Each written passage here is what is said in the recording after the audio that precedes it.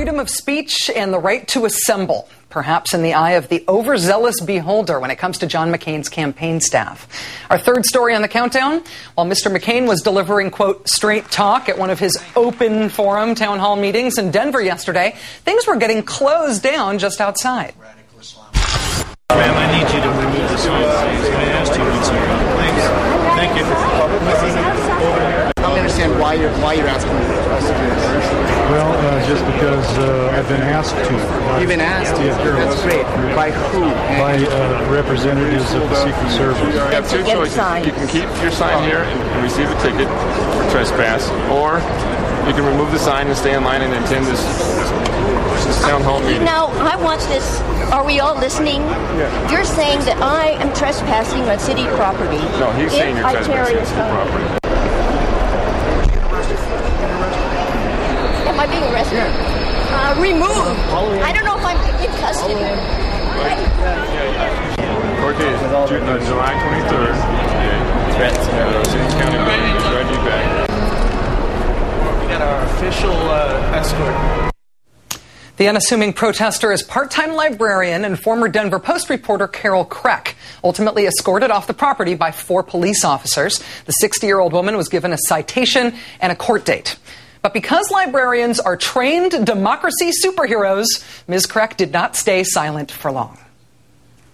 I believe he said the ticket was for trespassing. He said if I came back into the plaza, I would be arrested and taken to jail. It says McCain equals Bush. Now, any Republican, why is that offensive? Why would Republicans who voted for Bush find it offensive that a sign says Bush equals McCain or McCain equals Bush? Progress Now Action tells Countdown they have created a defense fund for Ms. Kreck, and they are looking into filing a lawsuit on her behalf. Let's break this down with Jim Moore, author and a contributor to the Huffington Post. Jim, thanks for your time this evening. Hi, Rachel. Why don't we start with Ms. Kreck's question there? If her sign had said, I heart John McCain, would she have been so swiftly booted? I mean, I think she kind of makes a good point. Why would a loyal Republican be insulted at the comparison of McCain to Bush? Yeah, Republican campaigns would be so much easier to run if we could just get this pesky freedom of the speech thing out of the way. and the truth is they really don't want to be equated with George Bush. It's a bad brand to be carrying forward. We were talking about Al Gore earlier today with some people, and he obviously would have loved to have had somebody say he was extending the Clinton administration by another term, even though he did work to separate himself. Clearly there were people inside of this facility, this publicly tax-paid facility that was rented by the McCain campaign. There were people inside there who were expressing their opinions, probably wearing buttons. Why weren't they escorted out? I think this is an ugly kind of thing for the McCain campaign to have happen and for everyone to concentrate on instead of what was going on inside of that building.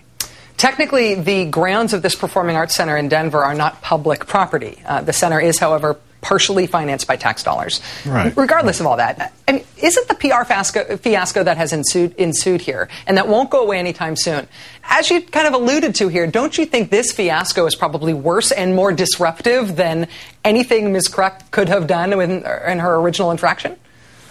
Well, if the real issue is trying to separate themselves from George W. Bush, this certainly isn't the way to do it. They're doing a number of things that the Bush campaign has done throughout, which is try to control the crowds, try to control the message, to keep dissent at a minimum.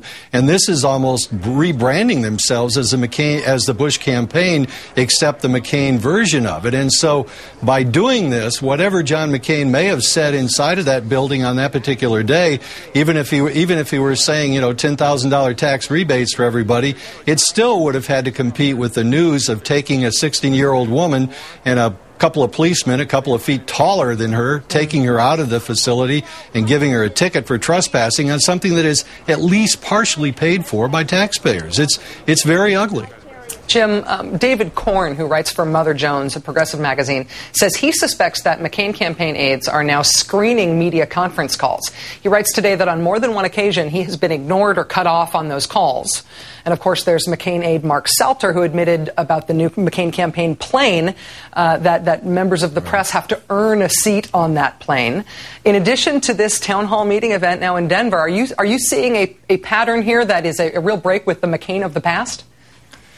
I don't know if it's as much of a break with the McCain of the past. It certainly is a break from the perception of the McCain of the past. But, I mean, the Straight Talk Express becomes a suck-up express now. I think they might as well go ahead and do some hand tooling on the leather on those seats in the front of the airplane and maybe have them emblazon the Fox News logo on them. What self-respecting reporter is going to want to go sit in those chairs and say, look, I'm a good guy. I've earned my way up here to the front of the airplane? It's absurd. I mean, they are basically saying to journalists around the country that if you write nice stuff about us, we're going to give you access and we're going to treat you well. What it does say about the McCain campaign is they are sophisticated enough to know that reporters are under some very undue pressures to show access on these campaigns, and the McCain people are trying to utilize that to their benefit. James Moore, contributor to the Huffington Post, thanks for your time tonight. My pleasure, Rachel.